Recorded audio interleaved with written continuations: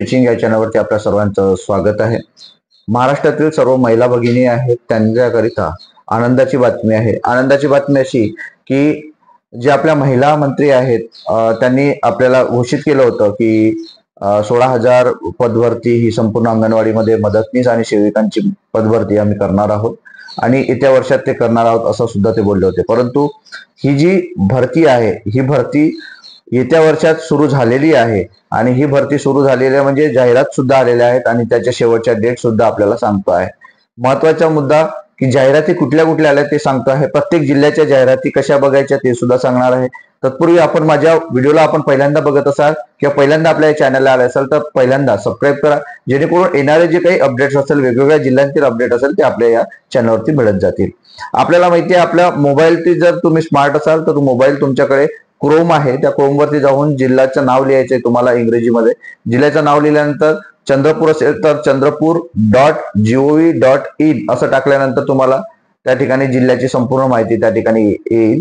आल्यानंतर त्या ठिकाणी ज्या काही तुमचे सर्व जे टॅब असतील त्या टॅब मध्ये सूचना या टॅबवरती जायचं। सूचना या टॅबवरती गेल्यानंतर सूचना टॅबला टच केल्यानंतर तुम्ही त्या ठिकाणी भरती हा शब्द येईल आणि भरतीला क्लिक करायचा। पहिल्यांदा तुम्ही इंग्रजी लँग्वेज असेल मराठी लँग्वेज असेल तर पहिल्यांदा मराठी लँग्वेज करून घ्या, जेणेकरून तुम्हाला त्या ठिकाणी पूर्ण मराठीमध्ये येईल। भरती जर क्लिक केल्यानंतर तुम्हाला भरती या ठिकाणी तुम्हाला डायरेक्ट अंगणवाडी सेविका अंगणवाडी मदतनीसची जाहिरात त्या ठिकाणी दिसणार आहे। तर आपण धुळे जिल्ह्याची जाहिरात बघणार आहोत। यामध्ये धुळेतील संपूर्ण जिल्हा आहे म्हणजे जिल्हा म्हणजे नगर या महानगरपालिकेच्या माध्यमातून जेवढ्या काही अंगणवाडी आहेत त्या अंगणवाडी म्हणजे 21 जागा या ठिकाणी असणार आणि 21 मदतनीसच्या जागा आहेत।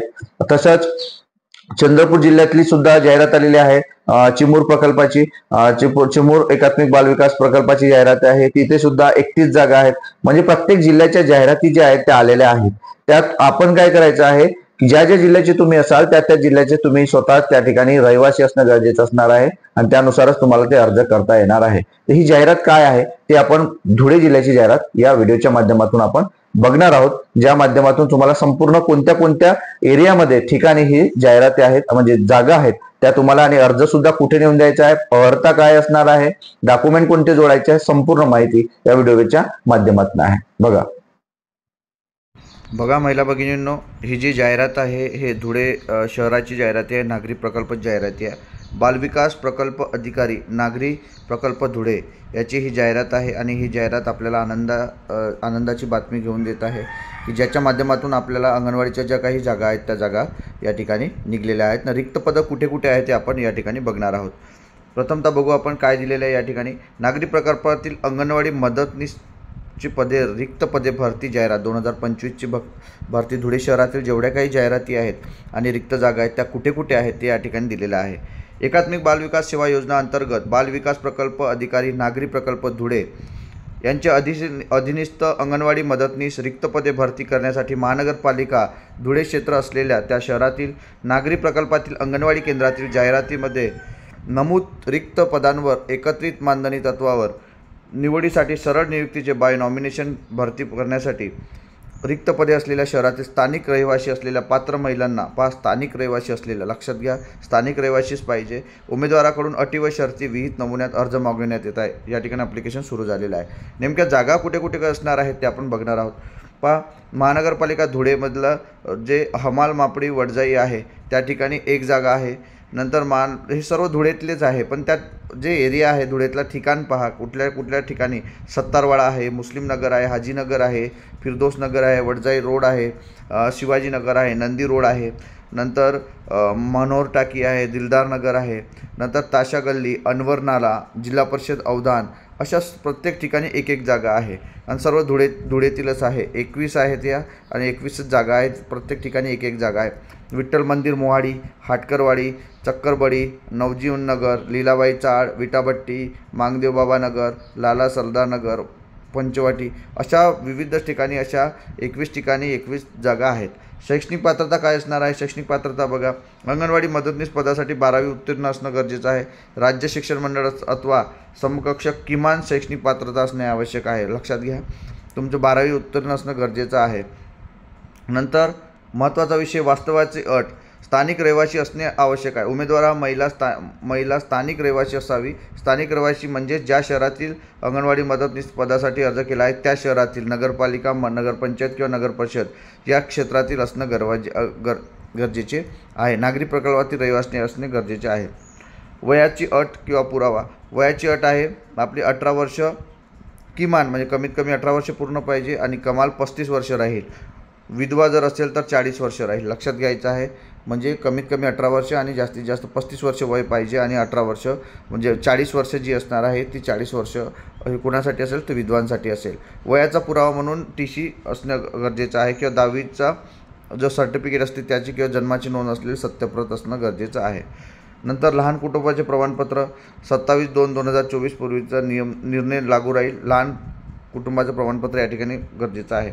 नंतर मराठी भाषेचे ज्ञान असणं, मदतनीस जरी असेल तरी त्यांना मराठी भाषेचे ज्ञान असणं गरजेचे आहे. शैक्षणिक अर्हता तर किमान एक अर्हता मराठी भाषा विषयासाठी उत्तीर्ण असणे. आपण 10वीत शिकलेलो आहोत तर त्या ठिकाणी मराठी आहेच.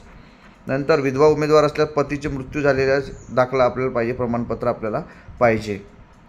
नंतर उमेदवार अनाथ असल्यास, अनाथ जर असेल उमेदवार तर अनाथ असल्यास तर त्याचा अनाथचा काय पाहिजे, त्यांना दाखला पाहिजे. जे आपलं उपायुक्त आहे, संबंधित विभाग, उपायुक्त महिला व बाल विकास विभाग, सक्षम प्राधिकारी यांचं प्रमाणपत्र असणे गरजेचं आहे. आणि मागासवर्गीय असल्यास SC, ST, OBC, विमुक्त जाती, SBC, EWS यांची प्रत आहे, म्हणजे कास्ट सर्टिफिकेट असणं गरजेचं आहे. कास्ट सर्टिफिकेट नसली तरी तुमचं त्या ठिकाणी असल्यास जोडावं लागेल. अनुभव असल्यास बेस्ट असणार आहे. तुम्हाला जर अनुभव असेल तर अनुभवसुद्धा महत्त्वाचा आहे. अनुभवाचं प्रमाणपत्र जोडायचं आहे. उमेदवाराने अर्जामध्ये नगरपंचायत, नगरपरिषद या ठिकाणी शहराचे महानगरपालिका याचा नावाचा उल्लेख करावा. म्हणजे कुठली तुम्ही अर्ज करणार आहेत त्या जागेचा तुम्हाला अर्ज करायचा आहे. एका उमेदवाराने एकाच पदासाठी अर्ज करायचा आहे. लक्षात घ्या, ज्या एरियामध्ये तुम्ही भरत आहे ते एकाच जागे पूर्ण 21 जागांसाठी तुम्ही भरू शकत नाही. नंतर शहराचे नाव नमूद करायचे आहे. तुम्हाला तिथं पद नमूद करायचे आहे. कशासाठी, खाडाखोड केलेलं चालणार नाही. म्हणून लक्षात घ्यायचे, अर्ज करण्यापूर्वी आपल्याला शांतचित्तेने अर्ज करावा लागणार आहे. 22/4/2000 नंतर आलेल्या व पोस्टाने आलेल्या अर्जाचा उमेदवाराने अर्ज केला जाणार नाही. विचार केला जाणार नाही आहे.